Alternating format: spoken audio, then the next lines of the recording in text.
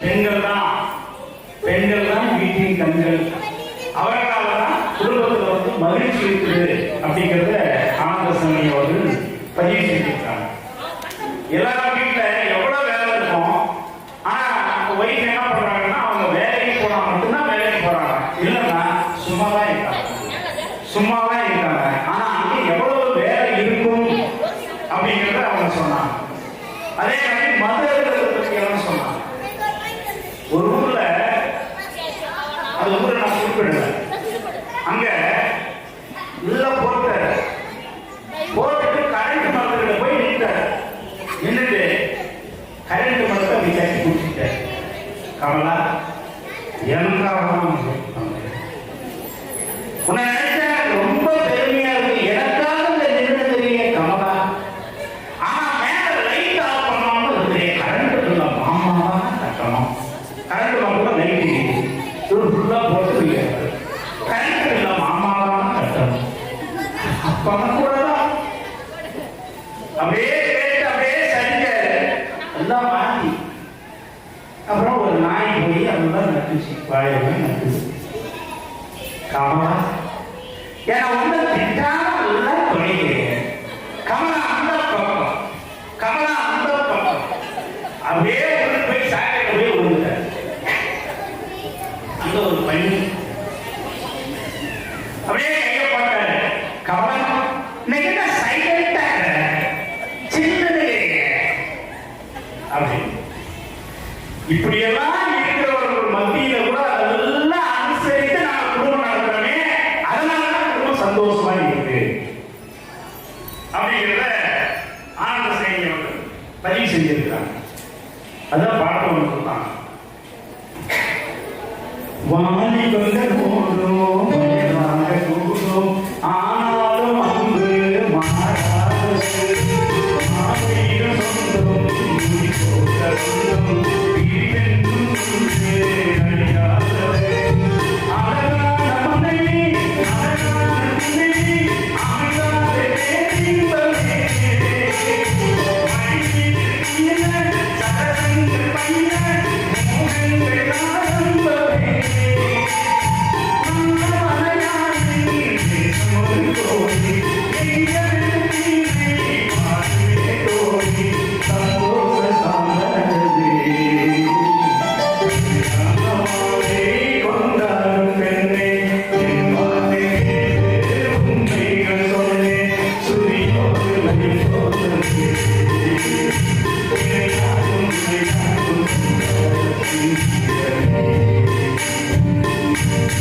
இப்படி அந்த குறைகள் எல்லாம் இருந்தால் கூட அதையெல்லாம் அனுசரித்து நடப்பதனால்தான் அந்த குடும்பம் மகிழ்ச்சியாக இருக்கிறது என்பதை நம்ம ஆனந்தசாமி அவர்கள் பதிவு செய்திருக்கிறார். இதற்கு வந்து பதில் சொல்லணும். அதற்கு ஒசூர்ல கிருஷ்ணகிரிக்கு ஒசூர் பதில் சொல்லுது. இவங்க ஒரு பாட்டு பாடுறாங்க, தென்பாண்டி சீமையில தேரோடும் வீதியில மாசோர மந்திரம்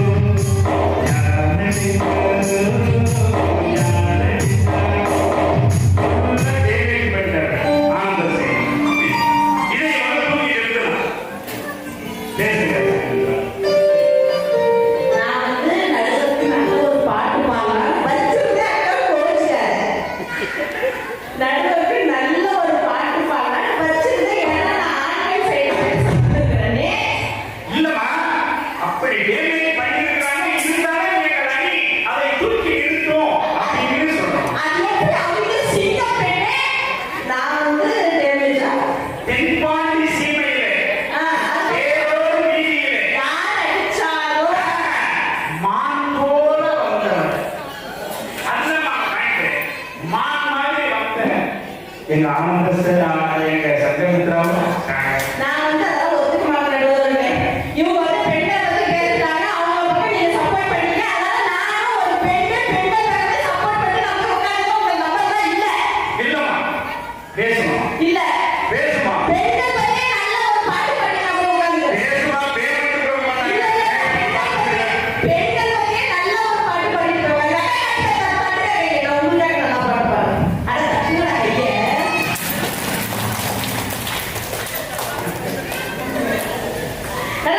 பெண்களை பத்தி நல்ல ஒரு பாட்டா பாடிட்டுமா? மரணமே கொண்டு வந்தது, அது கண்களில் மண்ணி வந்தது, சொர்க்கமாக நான் நினைத்தது, இன்று நரகமாக மாறிவிட்டது. உடனே போ போ போ, கொய்யாலே வா வா வா.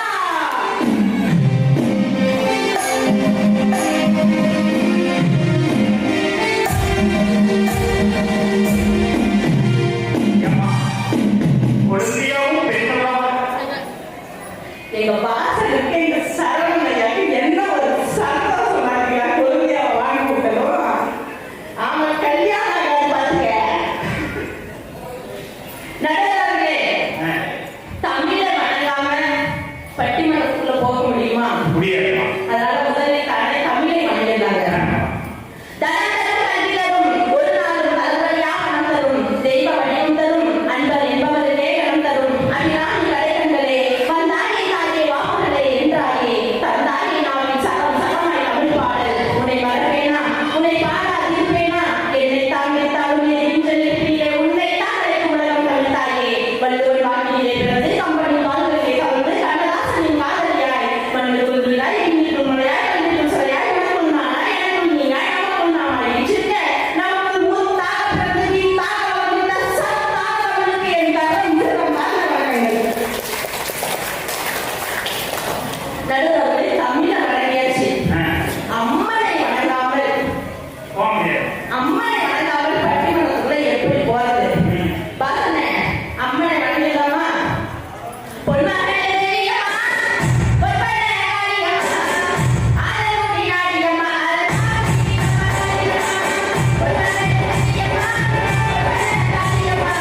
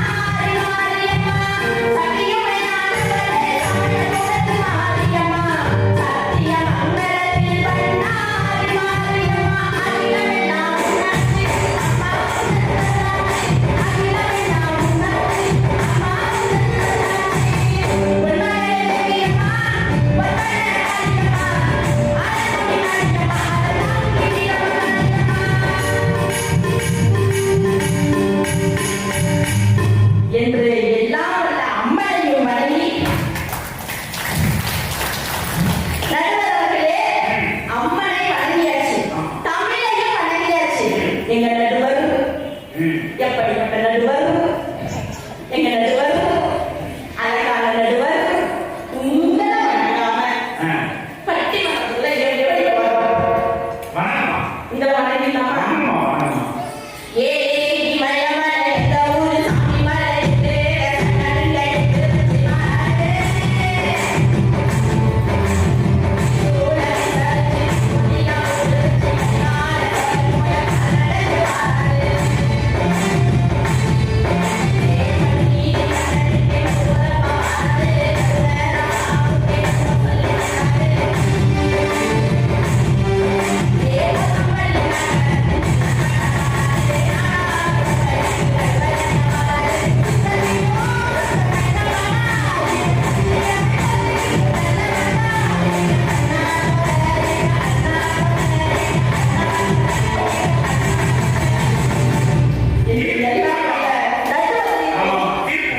தீர்ப்பு வந்துருச்சுல்ல, தலைப்புக்கே போல நடுவர்களே தீர்ப்பு வந்துருச்சுல்ல. எப்படி நடுவர்களே எல்லாத்தையும் வணங்கியாச்சு. எங்க ஊர் மக்கள் எங்க ஊரை வணங்காம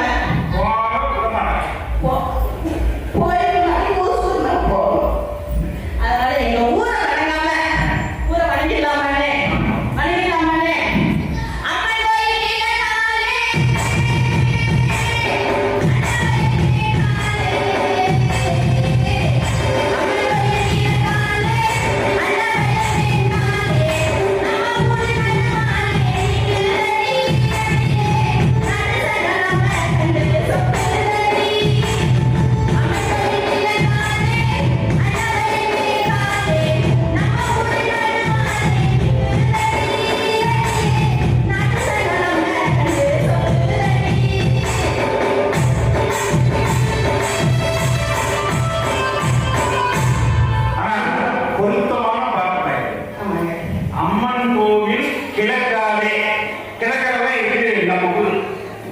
கோயில்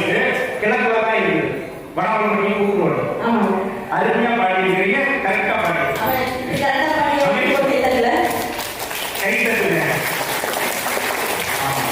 கைத்தட்டா அந்த அம்மா சாப்பிடுவோம் திட்டு போயிடும்.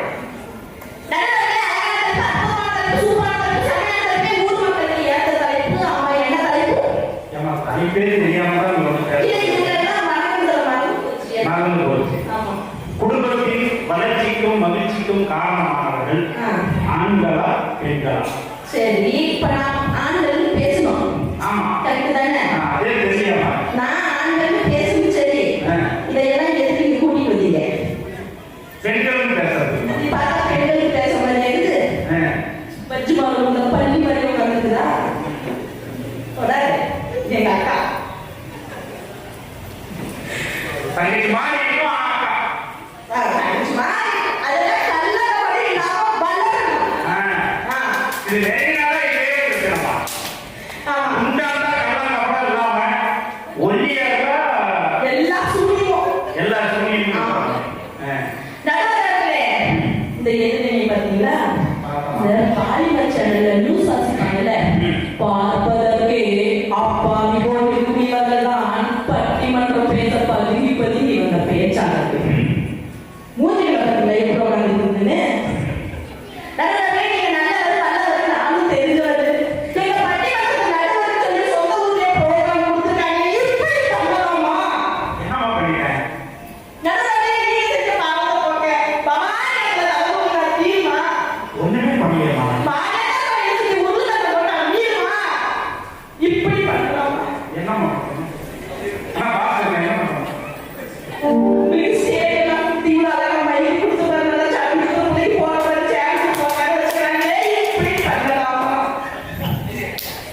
சேகரன் சொல்லிட்டு வரேன். சேர் வந்து கேட்டார். ஒண்ணுமே பண்ணலையம்மா. ஊர் மக்கள் என்ன சொன்னாங்க? பேசுறதுக்கு நல்ல பேச்சாளர்களை கூட்டி வாங்கன்னு சொன்னாங்க. இப்படி ரெண்டு பைக்கு கூட்டிட்டு உட்கார வச்சிருக்கீங்களே, இப்படி பண்ணலாமா? இப்படி பண்ணலாமா? சொல்லுங்க. அர்த்தமான பண்ணிடலாம். நடுவர்களே, பொண்ணுங்கிறவங்க எப்படி இருக்கும்? பொண்ணுங்கிறவங்க எப்படி இருக்கு? என்ன மாதிரி? நல்லா அடக்க ஒடுக்கமா? அழகா? நன்றிங்க. நீ ஒருத்தராக யாருமே அவங்க தெரியல, போயிட்டு அவங்களுக்கு தெரியும். ஆனா நீங்களாம் கை தெரியல இருந்தா அந்த சைடு இருக்கு பாருங்க. எதை பார்த்தாலும் பொன்மதிதா, என்னை பார்த்தா பொன்மதிதா. ரொம்ப நல்லது. நடுவர்களே, சொத்தழிஞ்சாலும் சொல்லழியாதுங்கிற இந்த மண்ணில் நின்று நான் கேட்கிறேன். எந்த பொம்பளையாவது அவங்க முதுகு பின்னாடி பார்க்க முடியுமா? அப்புறம் எதுக்கு இவங்க சாட்டிட்டு சண்டை தரது ஓப்பு நிலப்படி நிலம் வைக்கிறாங்க? எங்க அக்கா நல்லா சொன்னீங்க. எங்க அக்கா என்ன பண்ணா போன உங்களுக்கு ஜாக்கெட் தைக்கிறதுக்கு எங்க மாமா கிட்ட கொடுத்துருப்பாங்க. என்னாச்சுன்னா அந்த ஜாக்கெட்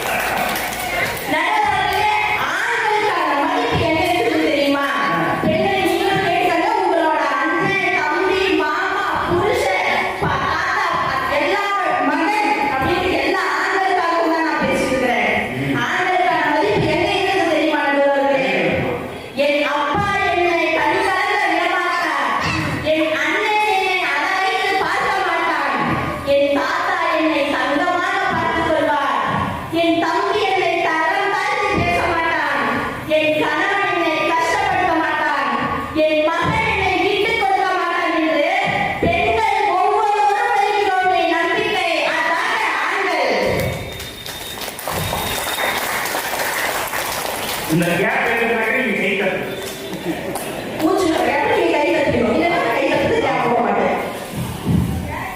நடுவர்களே, ஆனா இந்த பெண்கள் எப்படி தெரியுமா இருக்காங்க? பஞ்ச பாண்டவர்கள் பகையை வெட்டுக்கோடி கண்டதும் பெண்ணாலே. அந்த இந்திய சத்திய வெட்டும் பகையையும் வெட்டதும் பெண்ணாலே.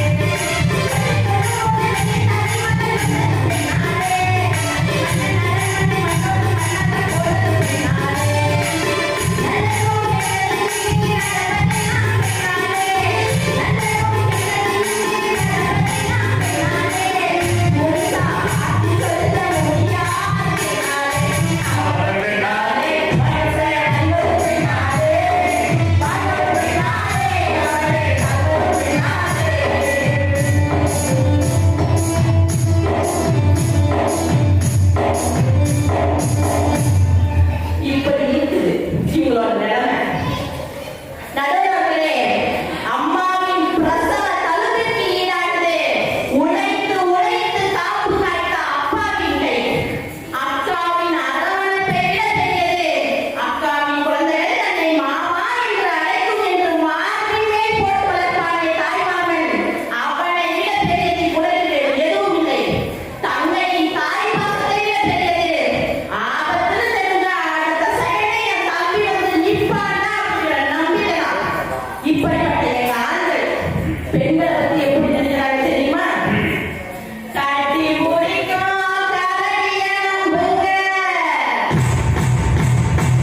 ஏட்டி மிதிக்கும் யானைய நம்புங்க,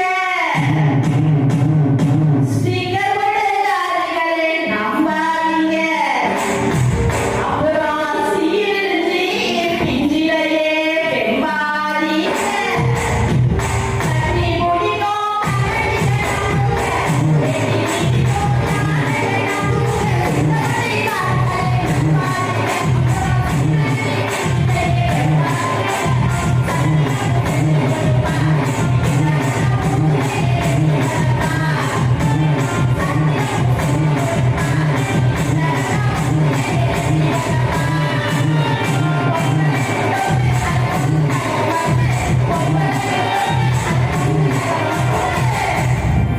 அப்படின்ட்டு இவங்க நம்பிக்கை எப்படி இருப்பாங்க? ஆனா உங்க பேச்செல்லாம் கேட்டு பார்த்து கல்யாணம் பண்ண சொல்றேன். நடுவர்களே, இப்படியெல்லாம் பாடிட்டு எங்க ஊர்ல 2 பேர் திருக்குறள்னு சொன்னாங்க. திருக்குறள் என்னம்மா ஒரு மாதிரி 2 பேர் திருக்குறள். என்ன திருக்குறள் தெரியுமா? வெளியே ஏதோ உள்ளே போவாங்க. பஸ் ஸ்டாண்ட்ல வந்து நேரா கூப்பிட்டு வர வீட்டுக்கு. திருக்குறள் சொல்றாங்க. திருக்குறள் குடிக்க நன்றாக குடிக்க குடி தப்பி நாடுக அதுக்கு தர. இன்னொரு சரக்கு சரக்கு பெஸ்ட் சரக்கு. சரக்கு சரக்கு பெஸ்ட் சரக்கு. அதுதான் மக்கள் காசு சரக்கு. தெரியாமல் செய்த திருமணத்துக்கு தெரியாமல் செய்த திருமணத்துக்கு சரக்கும் முருங்கும் சைஸ். நான் போய் சொல்ல மாட்டேன். நாங்களாம் உண்மையிலே காய்ச்சி குடிச்ச பரவாயில்ல கிடையாது.